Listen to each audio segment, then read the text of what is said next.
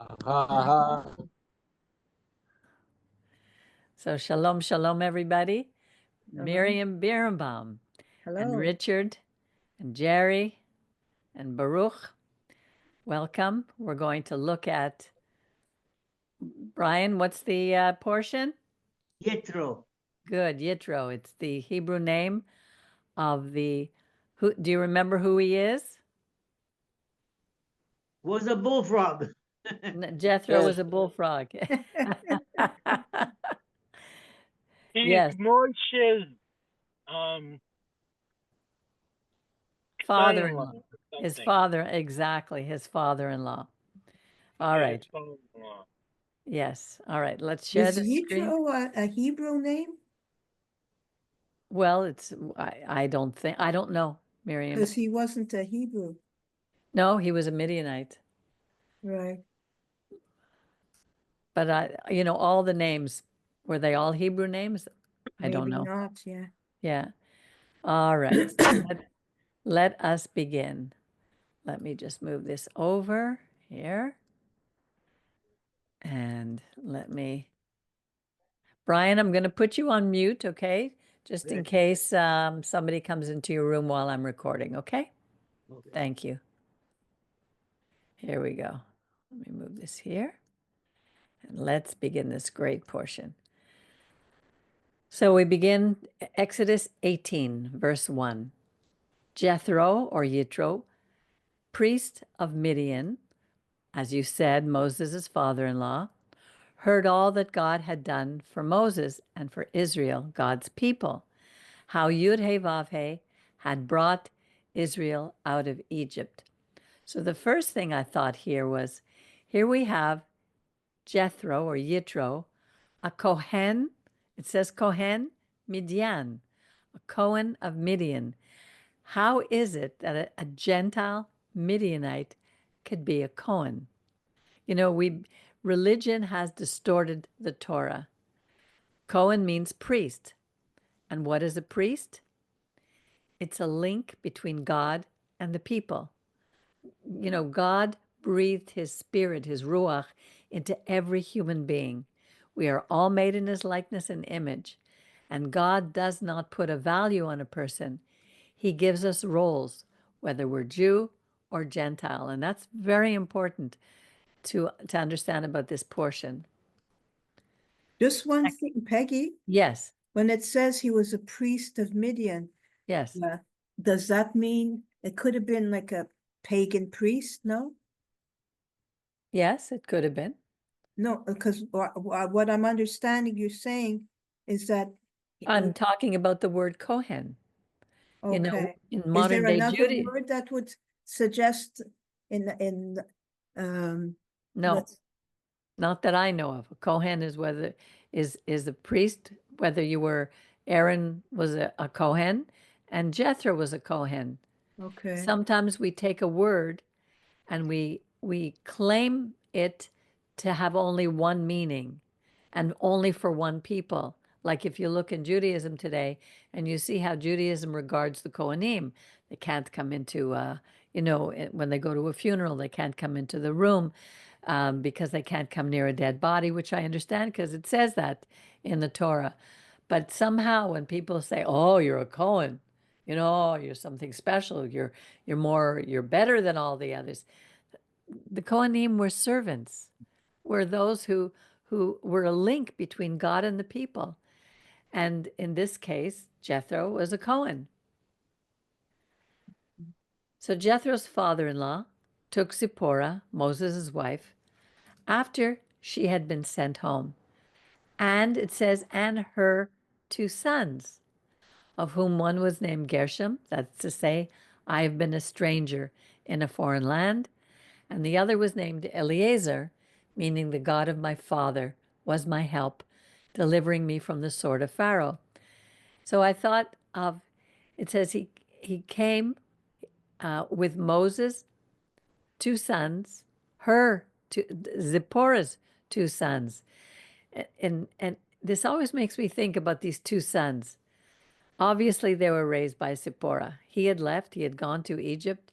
He had spent, we don't know how much time there, bringing the people out. He was the instrument to free the Hebrews.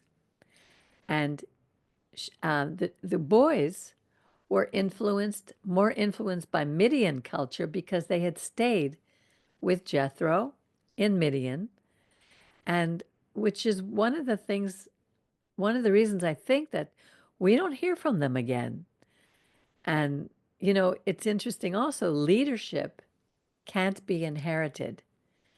And when you see very often a very strong parent, someone with a huge personality, actors and presidents, you don't always see that their sons have walked in their footsteps. They're such an awesome figure that children usually pale in their light and find it difficult to live up to the image of their parents. But I thought that was interesting when it says, and her two sons. You rarely hear about them. You don't hear about them again. Jethro, Moses' father-in-law, brought Moses' sons and wife to him in the wilderness, where he was encamped at the mountain of God. So now I know that our rabbi told us that this book, Yitro, is not, the Torah is not chronological. And our sages say that Yitro came to Moses after ascending Mount Sinai for 40 days and receiving the Ten Commandments to hear Moses teach the Torah. This is one of the things that our sages and our rabbi presented to us, that it's not necessarily chronological. So he sent word to Moses, I, your father-in-law Jethro, am coming to you and your wife and her two sons. Moses went out to meet his father-in-law. He bowed low and kissed him, and each asked after the other's welfare, and they went into a tent. There's a lot contained, even in this little verse, about the culture of the people. You see that Moses is very respectful of his father-in-law. In his days, it was a custom to respect their elders, very different than today. And he bowed low before him. And the word in Hebrew is yishtachu, like where we get yishtachaveh. We bow down before our God. It's a sign of honoring, of reverence. And we would be our society would be much better off if we had that sense of reverence today. Okay, verse 8. Moses then recounted to his father-in-law everything that Yud-Heh-Vav-Heh had done to Pharaoh and to the Egyptians for Israel's sake, all the hardships that had befallen them, and how Yud-Heh-Vav-Heh had delivered them. And look at this, and Jethro rejoiced over all the good. It says here kindness, but here it's hatovah, all the good that God had done, had shown Israel when delivering them from the Egyptians. After Moses told his father-in-law all that God had done to deliver them from from the hardships, look at what it says. Jethro rejoiced. We don't see jealousy here. We see love and respect. He rejoiced for someone else. Like when you're, when something good happens to someone that you care about, you, instead of being jealous, you're honestly rejoice with them. You're happy with them. And it's, how different is that than the people today who want to see evil done to the Hebrews, like we see in the Middle East. It's so different than the spirit that we see written in the Torah. Also, it's interesting. Yeah, he rejoiced over a people, like now that it doesn't happen. But also that it's kind of like acknowledging, he says, all the kindness that God, Yud-Heh-Vav-Heh, had shown Israel. Exactly. In a way, it's, he's not just saying that you've survived all of this, etc., etc. He attributes it to God. Exactly. Remember, if chronologically, then he was there when Moses went up, or I'm not sure. I didn't take enough time. I'm sorry to get my mind around this chronological order and exactly when it happened. But it seems that Yitro had somehow the understanding that this was God's mountain. Because even if you go to the Middle East now, and Mount Sinai is not where they say it is, there's enough proof of where Mount Sinai is today. And the people who live there, all the Arab people who live in that, the Bedouins, they say that is God's mountain. And they know that that's the God of Moses. Do you remember where it is, Peggy? Where what is? Where the real mountain Yeah, is? I think it's in Saudi Arabia. Okay, so Midian, what was that, Arabia? Yeah. It's That's- where they went, where Yitro, Yeah, that's in Saudi. Really? Yeah, and it's all enclosed now. You're not allowed to go. Maybe one day when there'll be a peace with Israel, we'll be able to go and Okay, see. so that's where the real, right, Yeah. okay. And look what he says next. Jethro said, "Blessed be Yud He Vav He, who delivered you from the Egyptians and from Pharaoh, and who delivered the people from under the hand of the Egyptians." Again, you know, religions that promote anti-Semitism are really promoting anti-God. They're not blessing the God of heaven, the God of the Hebrews. They are cursing him. Again, how different it is here. Now I know that Yud He Vav He is greater than all gods because of the things that he did for them. I don't like this translation because of the result of their very schemes. It's more like, for in the thing where they dealt proudly, this God, was above them. And who are the gods that he's speaking about? Remember, the word here is Elohim, greater than all gods. Pharaoh was considered a god. Those who, some of his maybe the people around him, maybe the wise people were looked upon as little gods. We don't know, but it's not talking about necessarily about all the other gods. And yet there are many religions today where they have many other gods, and I'll show you that a little later.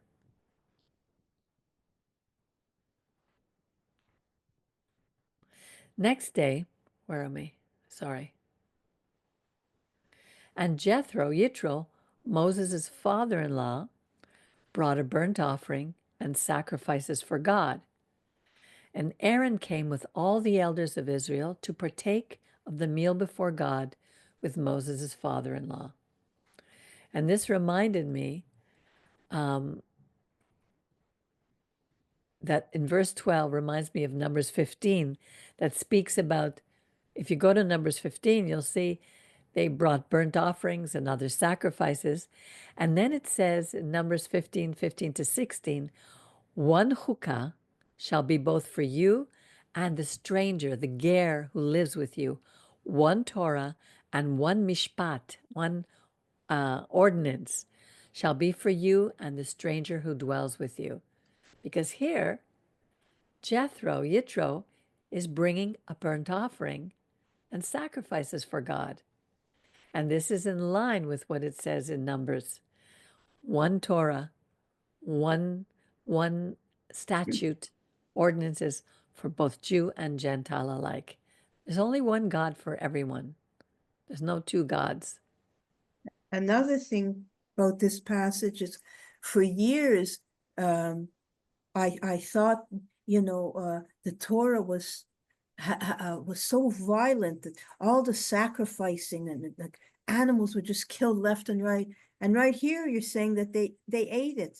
Yeah. Like it was, they ate it. They didn't just slaughter tons of animals and throw them away or whatever. No, exactly.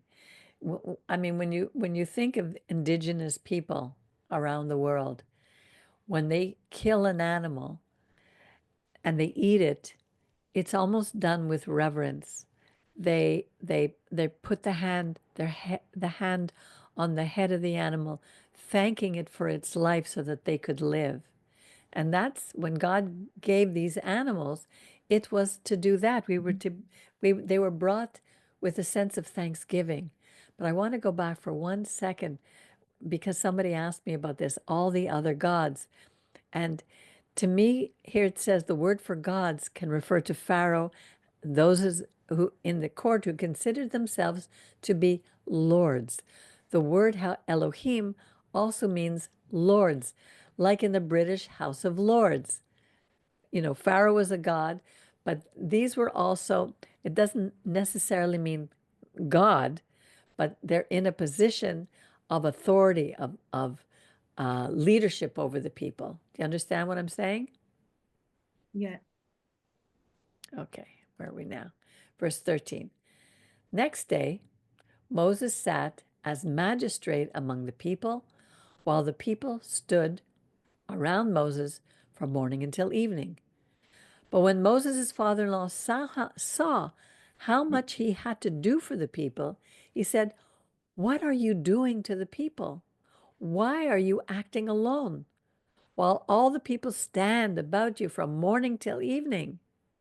And Moses replied to his father-in-law, "It's because the people come to me to inquire from God. And when they have a dispute, it comes before me.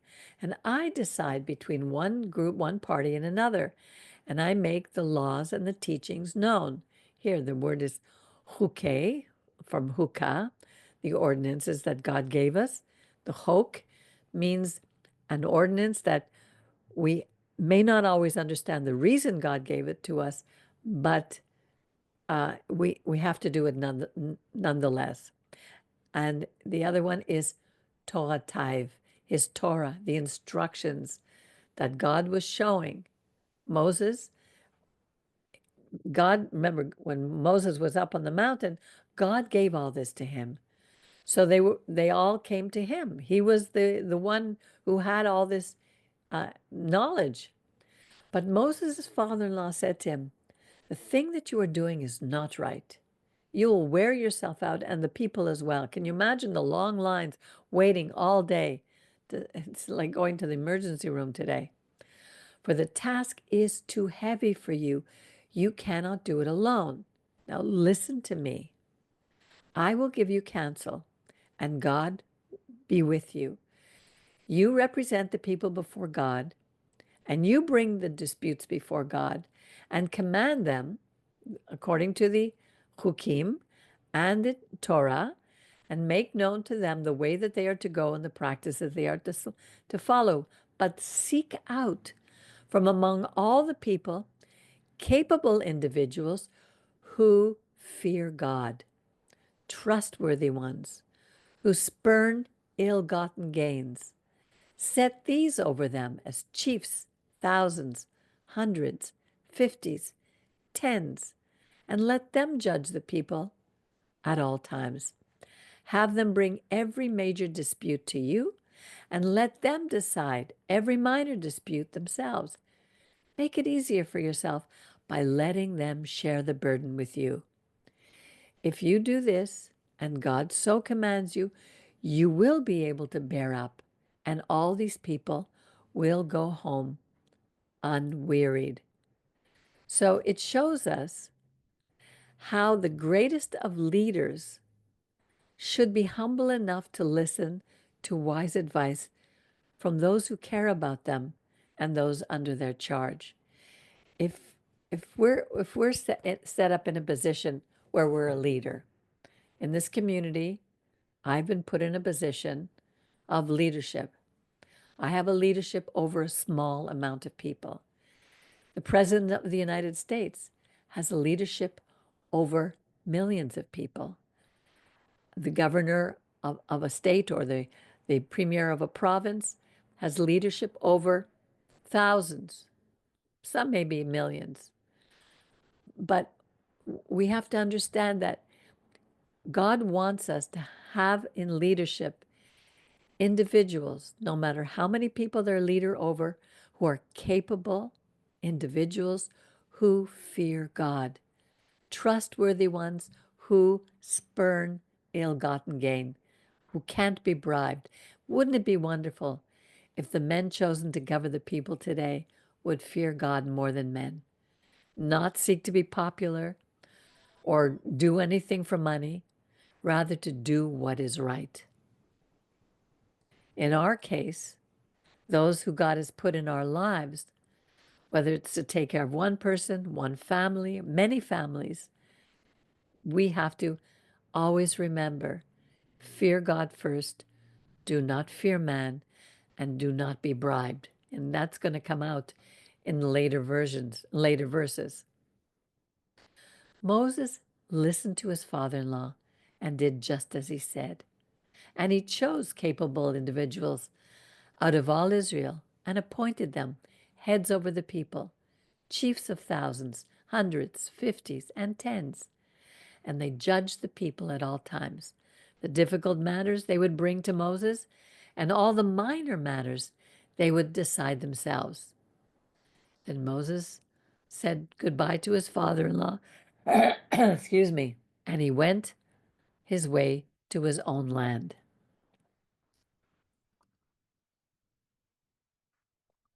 Chapter 19, sorry. On the third new moon, after the Israelites had gone forth from the land of Egypt, on that very day they entered the wilderness of Sinai. You know, one of the things I've noticed in the Torah is often the third day, the third new moon, the third month, 3 days later. There must be something special about this number 3. I know it says that a 3-stranded braid cannot easily be broken. That's in the Proverbs. Excuse me. Oh my goodness. I'm hoping this passed soon. Having journeyed from Rephidim, they entered the wilderness of Sinai and encamped in the wilderness. Israel encamped there in front of the mountain. And Moses went up to God. Yud-Heh-Vav-Heh called to him from the mountain and said, "This is what you're going to say to the house of Jacob and declare to the children of Israel." You know, God told Moses to remind the people about the house of Jacob and the children of Israel. Our sages have many meanings about why it's separated between the house of Jacob and the children of Israel. And I remember that our rabbi taught us that the house of Jacob referred to the native-born Israelites, and the house of Israel, the children of Israel, referred to the commonwealth of Israel. Remember, we left in Egypt with what's called the Erev Rav, the mixed multitude. Those who are not native-born Israelites who chose to follow our God. And later we're going to see people like Ruth, like Caleb. They chose to follow our God. In our community, we have native-born Israelites, Jews born from Jewish parents, but we also have those who have chosen to follow God, and they've done everything they can to come under the rules and the regulations of what God is asking from us. I love this verse. You have seen, now he's speaking to all of them, to the house of Jacob and to the children of Israel, to all those standing there at the base of Mount Sinai. You have seen what I did to the Egyptians, how I bore you on eagle's wings and brought you to me. I love that God has bore us on eagle's wings. Eagles fly higher than all the other birds. He is higher than all the self-proclaimed gods. Eagles protect their young at all costs. The life of the eagle is a wonderful metaphor, a beautiful picture about how God does everything for his children, protects us. Sometimes it's a good thing to go back and look up all the things that what the eagle does for its young. Now, if you will obey me faithfully and keep my covenant, you shall be my treasured possession among all the peoples. Indeed, all the earth is mine, but you shall be to me a kingdom of priests and a holy nation. These are the words that you shall speak to Israel. You know, God is not a sugar daddy. It's not a one-way relationship. He set us free, but there's a cost to freedom. He says, if you will obey me and guard my voice. It says here, shma'u bekoli. Shma, hear, listen, guard. Listen to my voice, hear my voice. This phrase, shamua, tishmu bekoli, is repeated throughout the Torah. Then you shall be my treasured people, am segula, among all the people. Am segula, mikol hamim, all the people. Kili, to me, kol haaretz, the earth is mine. He's not just talking about the Hebrews being a treasured possession, but all those who join and follow him and listen to him, who keep his covenant faithfully, not follow other gods. And we are failing that as a Hebrew nation today. We have put ourselves in a position where those who are so orthodox and holy among our people, they consider the Gentiles as not even having a soul, second-hand class citizens. They say to the Christians, you can have your God, but that's not what the Torah says. And those who follow him shall be a kingdom of priests and a separated nation. This is really important. They're not of more value. But they have a higher calling with more responsibility to fear God and not men, to not take bribes or treat others poorly, but to act righteously like the men that Moses chose before to judge the people. Moses came and summoned the elders of the people and put before them all that the Lord had commanded them. So this is directed to the elders. These elders were the leaders of the tribes. And all those assembled, all those elders who were assembled, who spoke for the rest of the people, they answered as one, saying, all that Yud-Heh-Vav-Heh has spoken, we will do. You know, these words of our ancestors have resonated throughout the ages. Our leadership made a vow, and when we break it, there are consequences. What we are seeing today around the world, in the anti-Semitism, in the way people hate us, is because we said that we would do these, and we are not doing them. And there are consequences for not doing what we say. When the expression midah keneged midah, measure for measure, we get what we give. We need to come back and say, God, we will keep the word that our ancestors made. All that you say, we will do.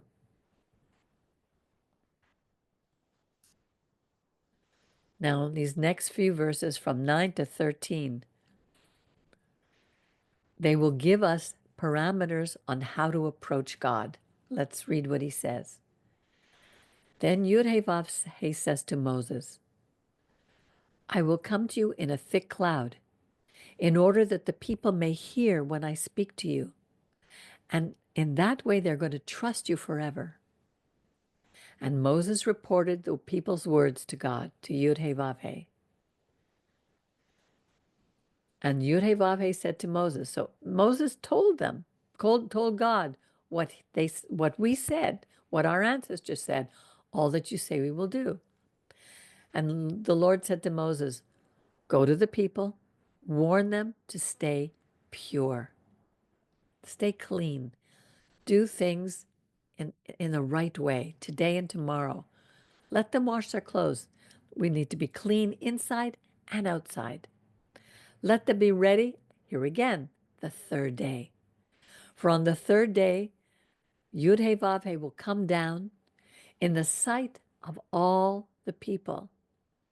You know, many religions today have one person who says, oh, I had a revelation, and God spoke to me, and this is what he said, and you need to follow me. That's happened in many religions. But here it says, God appeared in sight of all the people on Mount Sinai. And how many were there? We know at least 600,000 are men with some of them had wives, their mothers, some of them had children with the Erev Rav. They say there could have been between 3 million to 6 million people there. Can you imagine? All of them heard what was coming next. Set bounds for the people around. Beware of going up the mountain or touching the border. They were clear. Do not touch it. This mountain is separated. God's presence was going to be there. Whoever touches the mountain will die. We don't know why or how. By either being stoned or shot. Without being touched, beast or person, a trespasser shall not live. So here it's telling us that when God tells us to do something, there are consequences. When the ram's horn sounds a long blast, when the shofar sounds a long blast, they may go up on the mountain. We don't know where this ram's horn, the blast, came from. Could it come from the heavens? Doesn't say. Moses came down from the mountain to the people and warned the people to stay pure. And they washed their clothes. He said to the people, be ready for the third day. You shall not go near a woman. He was to be fully, wholeheartedly for his God. Nothing should take his attention away from the God that they were about to be in the presence of. On the third day as morning dawned, there was thunder and lightning and a dense cloud upon the mountain and a very loud blast of the shofar. And all the people who were in the camp trembled. Now, I know that when we watch an earthquake or even an earthquake that causes a tsunami or a mountain, a volcanic eruption of the mountain, people are in awe of what's going on. So can you imagine this scene? You know, we've forgotten the reverence that we are to show when approaching the divine. He's not our daddy. He's not our puppy. He is the Almighty God, creator of the universe. If we do not learn reverence, honor, and respect, we will never respect ourselves or anybody else. You know, when we go into synagogue, it's innate in us to dress well, to come. We have forgotten that we're coming before the presence of the Almighty. But that's really what we're doing. When we stand in front of the Torah, we're standing in front of the God who gave us the Torah. And all the people trembled. We need to see more of that today. Not to tremble before our enemies, but to tremble in awe before our God. Imagine that mountain, all in smoke, and God coming down in fire. Moses led the people out of the camp toward God, and they took their places at the foot of the mountain. Now Mount Sinai was all in smoke, for the Lord had come down upon it in fire. The smoke rose like the smoke of a kiln, and the whole mountain trembled violently. The sound of the shofar grew louder and louder, probably from the heavens. As Moses spoke, God answered him in thunder. Yud-Heh-Vav-Heh came down upon Mount Sinai on the top of the mountain. And excuse me.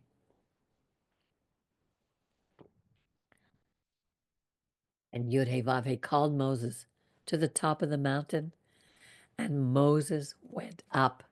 Imagine. It's like, I can't imagine what it must have been like for him. Here he's entering into this fire. I mean, we saw fire in California. Most people were running away from it.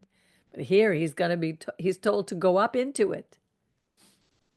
The Lord said to Moses, go down, warn the people not to break through to the Lord to gaze, lest many of them perish. The Kohanim also, who came near the Lord, must stay pure, so that the Lord will not break out against them. It's very clear how we're to come to present ourselves before God.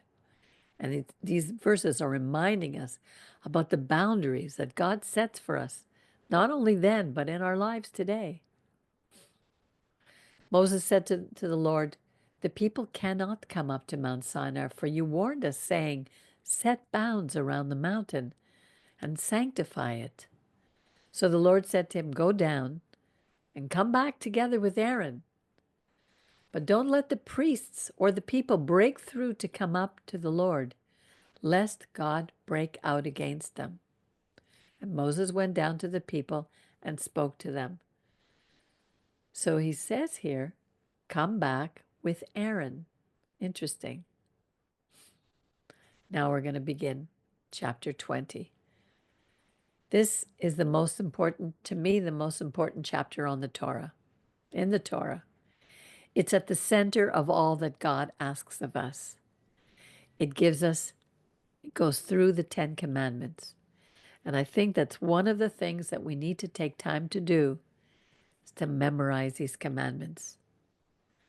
The rest of the Torah is about our ancestry, the history, where we come from, how we began. We came from when God created Adam and Eve. And we began by and they were given only one rule, and they broke that rule. Now here, we're given 10 rules, 10 sayings, 10 words, 10 commandments.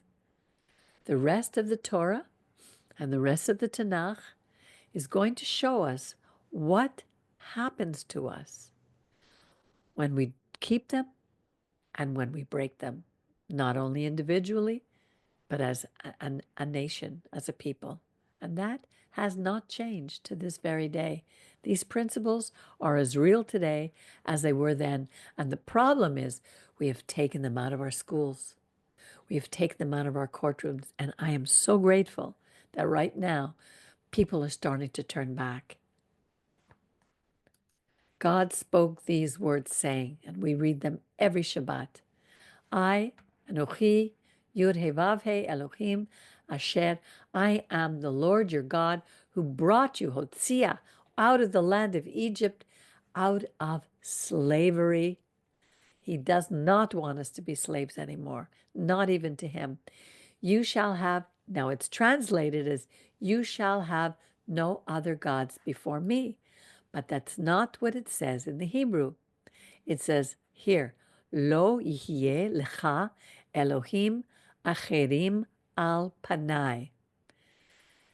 According to Uri ben Mordechai, who wrote a great book called If the End of the Messianic Lie, he said, God is instructing the Hebrews and all who submit to the Torah received at Sinai to believe in Yud He Vav He, the God who brought us out of the land of Egypt, out of slavery. We are forbidden to assign or to attach any visible face on the face of God, who we met at Mount Sinai, and to whom we relate as the one true God of Israel. Idols and false gods always get faces. If you just do a search online to some of the gods that are out there in the world, he's saying idols and false gods get faces, but our God does not. He is the invisible God. In other words, you shall not have another persona imposed upon God's face as the God of Israel. If you look at in Hinduism, you'll see so many gods, and they always take on an image. Here it says, "You shall not make for yourself a sculptured image, or any likeness of what is in heaven above, or on the earth below, or in the waters under the earth." How many religions make statues, make all kinds of forms of creatures that they worship, and then they become superstitions, and they fear these things more than they fear the creator of the universe. And we are not to do that. To me, one of the saddest things that I saw, and I know this is hard to listen to, but on October the 7th, 2023, when they were at that Nova Festival, on Simchat Torah, on a day that they were praising and praising God, rejoicing for the giving of the Torah, there was a huge statue of Buddha there. That's like the golden calf. While Moses was up on the mountain, we were worshiping the golden calf. Is it any different today at the time of Moses when that happened? 3,000 were killed. We cry and we scream, how could this happen to us? But are we not doing this to ourselves? Please don't hate me for saying this. This is what the Torah says. If you want to fight with someone, go fight with our God. We are not to bow down to them or serve them. And let me tell you, I'm saying this because I did. I was enamored by the gods of India. I remember going to the Sai Baba Center here in Montreal. Sai Baba was an Indian god. And they had a big statue of him, and people were bowing down to him. He says, "Do not bow down or serve them. For I, your God, Yud He Vav He, he's the only one, and he's an impassioned God. And he visits the guilt of the parents upon the children. And I was guilty, and my children suffered." But it says here, "Unto the third and fourth generations of those who rejected me." I didn't know in doing those things I rejected God. But a third and fourth generation is a limited period of time, because now I've turned back to God, and it says showing kindness to the 1,000th generation, which means eternity forever, for those who love me and keep my commandments. And I can say that I love my God now because of all the experiences that I've had since 1989, when I turned my life around and I put my life in God's hands, one miracle after another, because I did that. Because he revealed himself to me. I was a mess. I can't take any credit for it. The next one. Do not swear falsely. Don't take in vain your God's name. If God says something, don't change it. Don't put words in his mouth. Don't say he said something else. Don't use his name in the wrong way. And how many do today? There's only one, Yud He Vav He, for he, Yud He Vav He, will not take away the guilt of one who swears falsely by his name. This is serious. And the fourth commandment, remember the Shabbat day. Separate it from the rest of the week. The things that you do on Shabbat are not to be the same as we do the rest of the week. In other words, we are not, well, we'll see what it says here. 6 days shall you labor. It has to do with work. And to do all your work. And the word for work is melach techa. Melach. Melach means salt in Hebrew. And melach was a commodity that was traded in those days. It was that where we get the word salary. Do not earn a salary on that day. Choose not to, unless you have no other choice. You have to feed your family. You work in a hospital. But there's things that can be done. You can donate the salary of that day, give it to God, give it to someone. God knows the intention of your heart. it's unfortunate that some people interpret these commandment with the Shabbat commandment to literally, and there are things that we all always have to do, which we have to be active in our day, whether it's cleaning the table after we eat supper, or they're just people who take it so literally that they'll cut the toilet paper into pieces, into the little panels before Shabbat starts, so they don't have to tear the toilet paper. Now, God is not talking about any activity, but as you said, it has to do with earning salary and not and setting the day apart. Exactly. And it says that the Shabbat is a sign between me and you, that in 6 days he made the heavens and the earth. It's a sign of God's very existence. Yeah. How else do we know that there's only 7 days in a week? God shows us. I love when that first clicked with me, that what this means about the Shabbat. The work is okay, that's a concrete element, but when it says it's a sign basically that I exist, that God exists. Like it's saying that I am the creator of the whole universe. And when that Exactly. first hit me, because everyone was saying about, putting this day aside, and it's more than a day aside. It's a real understanding that God is the creator of the universe. To And me, it really enhanced my understanding of the Shabbat. exactly. And he gave it to us in the book of Bereshit, in Genesis, Right, when there were no Jews. It was right at the beginning. right. The seventh day is a Shabbat of your God. Yud He Vav He. You shall not do any work, any paid work. It doesn't, like you said, Miriam. See, they sadly, what religions have done is that so many people are turned off of religion because of all the added rules and regulations. Now, I'm not saying that all those people who who observe all these rules and regulations don't love God. Yeah, Some do. of course, yeah. In every religion, there are those who honestly love God. They just have been misinformed by their leaders.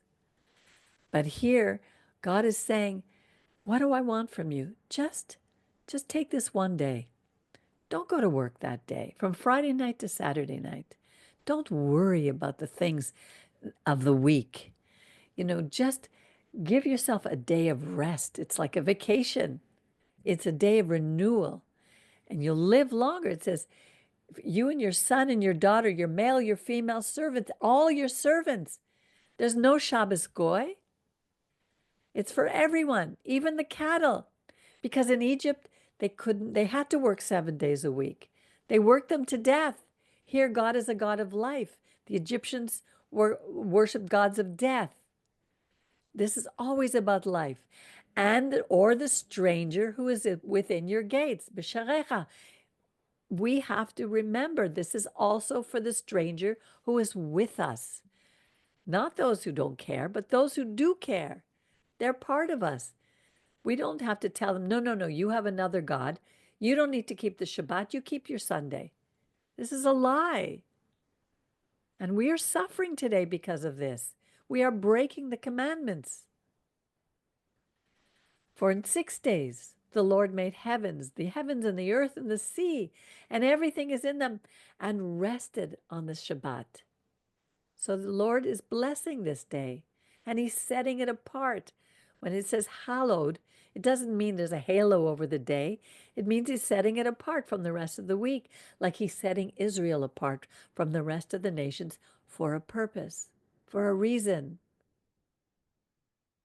The fifth commandment: honor your father and your mother, that your days may be long upon the land that your God is going to give to you.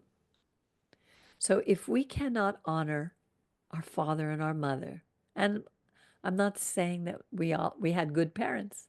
Some people have had good parents, some have had horrible parents. But what does honor mean? We honor the position of motherhood and fatherhood. We honor the role that God gave the parents, whether we could fulfill it or not. And to tell you the truth, for most of my life, my early days, I didn't do a good job fulfilling my role as a parent.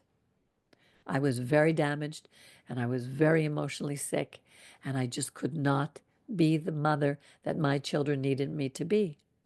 But once I know better, I do better. But the issue isn't about me, it's about my children learning to honor the place that I was given because I gave them life. Their father and I gave them life, which now is in their hands. And the choices that they make are now in their hands. And if we can learn to honor our parents, then we will honor others and we will honor our God. And we'll live long.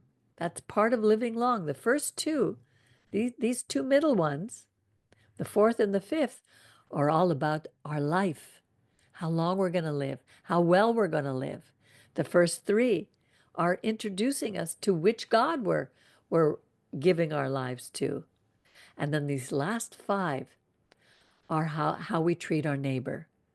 You shall not murder. Murder means premeditated. It doesn't say you shall not kill.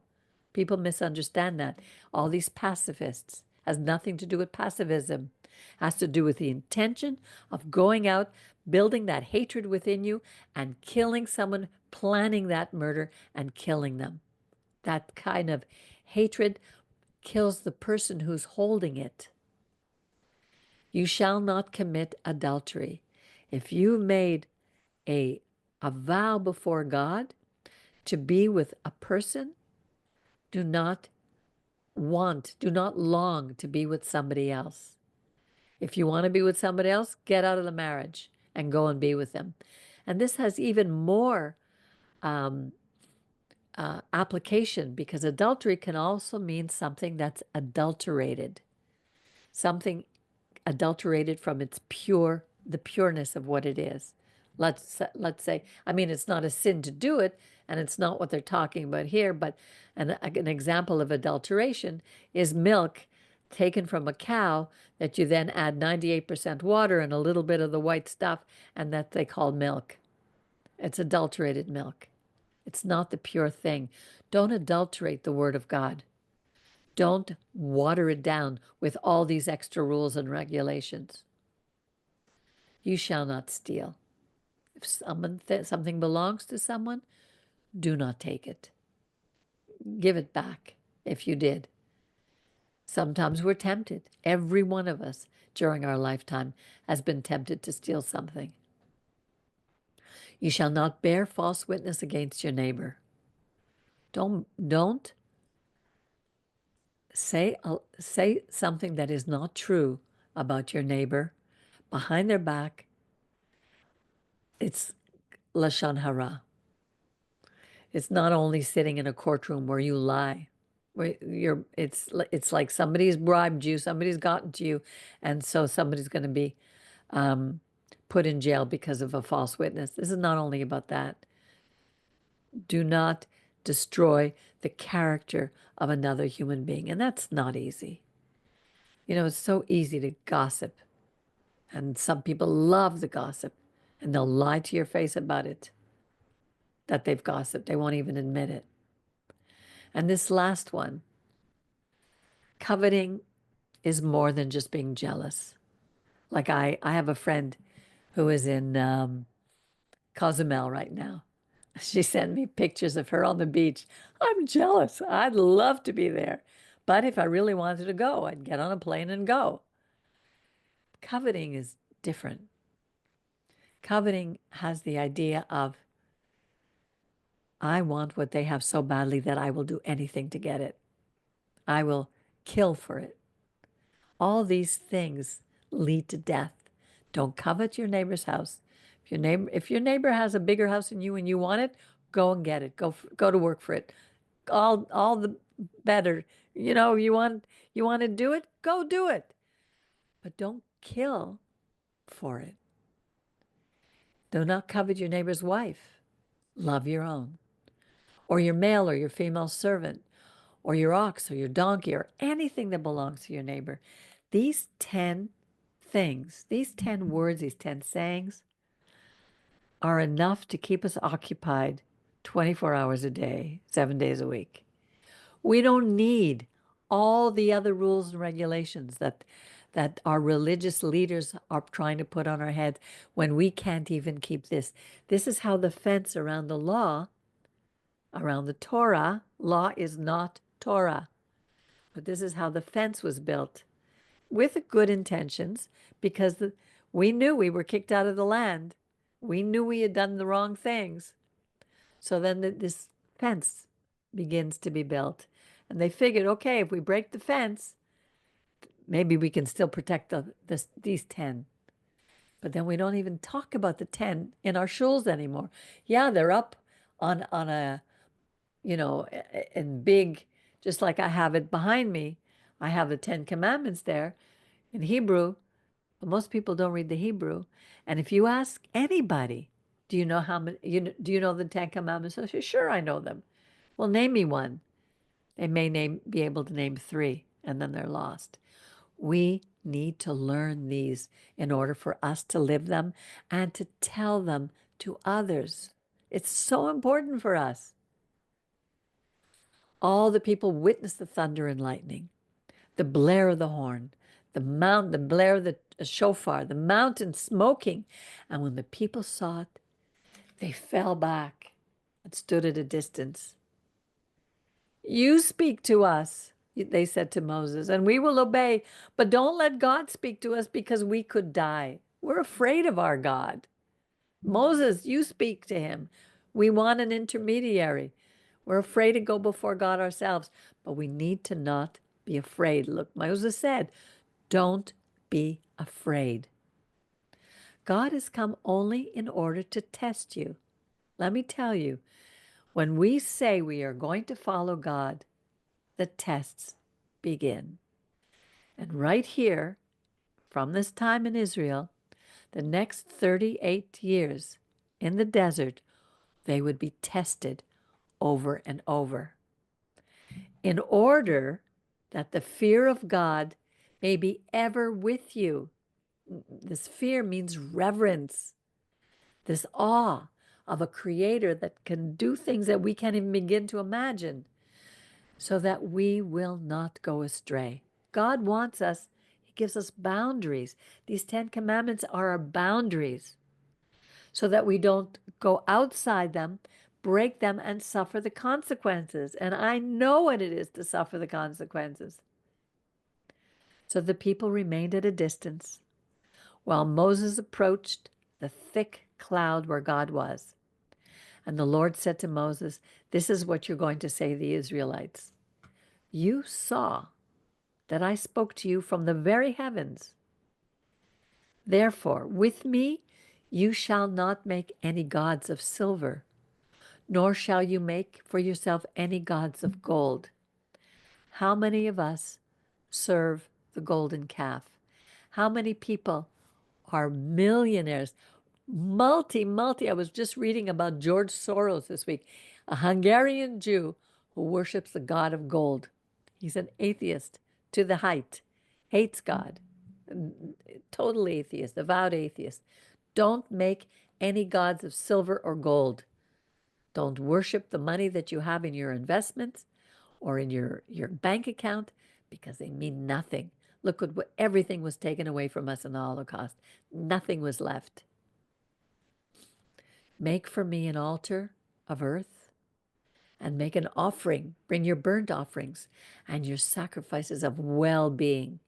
Remember, offer well-being when you bring your sheep and your oxen to the place where I will tell you. In every place where I cause my name to be mentioned, I will come to you and bless you. And if you make for me an altar of stones, don't build it of hewn stone, for by wielding your tool upon it, you have profaned them. Because when you take a weapon or an axe, something made of iron or steel, these are war weapons. And today, We are worshiping weapons of war. We love war. War brings a lot of money. Why do you think there's so many wars around the world? It's out of greed and the need for power and the unwillingness to keep these commandments and to worship only the one God. Do not ascend my altar by steps, that your nakedness may not be exposed upon it. I didn't, to tell you the truth. Look into this. Let's see what our rabbis will say. Ibn Ezra, what does he say about this? Neither shall you go up the steps of my altar. He did not. Anyway, we could read this afterwards. I don't know exactly what it means, but I'm sure it means something important. I have a feeling it has to do with pagan worship. The way, that thing about the altar. Probably. Well, first of all, God, he says, if you build an altar for me. He never asked for an altar to be built. Didn't he It just was- didn't he just ask now? Look what it says here. But it said build it up. Yeah. But- If you make for me an altar of stones. He's making Oh. it for us. Oh, okay. He doesn't need a place. There's no place that God can enter. He's spirit. Right. He's always reminding us of our nakedness, of our inability to be gods, of our inability to live up to God's expectations. We are human. We are going to fail. We are going to be humbled if we become proud like Pharaoh. These are pictures. We're not to take the words as the letter of the law, so to speak, but to always step back and say, what's he saying us? What picture is he building for us? Like right now, I'm watching all those in the Orthodox Jews in Israel who are rushing, preparing to build a temple. And yet, if you really examine the temple, Ezekiel's temple, the size of it is so much greater than it's almost too big to build. Is it a literal temple? Or is God saying, wherever I am your temple. Come to me wherever I am. And it's so much bigger than we can imagine. But this portion, I think, is just my favorite of all of them. Am I alone in that? No. Jerry? Richard? Yes, it's a the Ten Commandments is one of the center portions in the Torah. Yeah.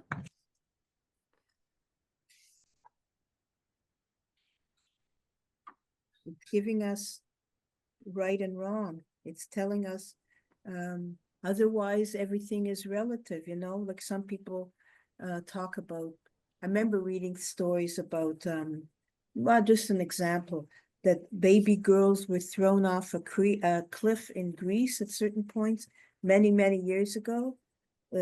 I mean, I don't know if every single little girl or whatever, but they, if they didn't have boys, or they wanted a boy or they couldn't take care of it, they were thrown off a cliff. Like, I mean, and you could say, well, that's built into their idea of their life. So who are we to judge them? But this that's an extreme case, but this allows us to know what right and wrong is, because we can't just generate it from ourselves. If we have no boundaries, then anything goes. Yeah. And we're seeing now anything goes. Right. And I'm so grateful for, and I'm certainly not going to get into politics, but I'm watching a reverse in that happening, where people are wanting to come back to God, wanting some common sense, wanting some boundaries. You know, we're like a pendulum in as humanity. we go from extreme left to extreme right, and then, but the best thing is always in the middle. And that's how we have to learn to live our life in balance. And we don't. I was out of balance, and now my life is coming back into balance, and that's what I work toward, is having balance in my life. So, if there's no other comments, I want to thank you for joining me in reading the Torah. I think there's nothing more important for us to do at this time. I think by reading it, by learning how to live it in our own lives, because you, Jerry, are a leader in your home. Richard, you're a leader in your home. Miriam, we are leaders in our families. You know, I'll never forget, my mother went through a lot of things with me, going through all my journey in my early years of looking for the truth through many religions and many ideologies and many crazy things. And when I came back to God, before she died, she said to me, and she never talked about God, but she said to me, "You are the hope for this family." And I'll never forget it. It was like a prophecy that came Yeah, from her that's mouth. amazing. It is, it's absolutely amazing. And even though I didn't honor her when she was alive, I'm certainly learning to honor her memory now, and my father as well. They were far from perfect parents, but I honor their memory, and I understand what they went through and why, and how they were in their lives. You know, they did the best that they could. And all we can do is the best that we can. And God really is with us.